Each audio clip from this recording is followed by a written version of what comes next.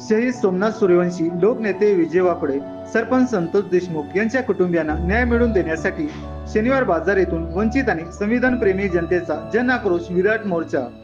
परभणी शहरातील भारतरत्न डॉक्टर बाबासाहेब आंबेडकर यांच्या पुतळा परिसरातील संविधान प्रतिकृतीची विटंबना 10 डिसेंबर रोजी एका व्यक्तीने केली होती.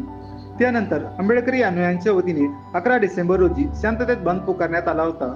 यामध्ये झालेल्या हिंसाचारानंतर पोलिसांनी केलेल्या कोम्बिंग ऑपरेशन आणि न्यायालयीन कोठडीत सोमनाथ सूर्यवंशी यांचा मृत्यू आणि लोकनेते विजय वाकडे यांच्या मृत्यूस जबाबदार असणाऱ्यांवर आणि सरपंच संतोष देशमुख यांच्या मारेकऱ्यांना आणि संविधान प्रतिकृतीची विटंबना करणाऱ्यांविरोधात कठोर कारवाईच्या मागणीसाठी आज गुरुवार 30 जानेवारी रोजी दुपारी 2 वाजता वंचित बहुजन आघाडी आणि संविधान प्रेमी नागरिकांच्या वतीने परभणी शहरातील शनिवार बाजार येथून जन आक्रोश विराट मोर्चा काढण्यात आला. हा मोर्चा शहरातील शनिवार बाजार, नानलपेठ कॉर्नर, छत्रपती शिवाजी महाराज चौक, Gandhi park, RR tower, Narayan Chawl, railway station road मार्गे जिल्हाधिकारी कार्यालयासमोरील भारतरत्न डॉक्टर बाबासाहेब आंबेडकर यांच्या पुतळ्यापर्यंत मोर्चा पोहोचला.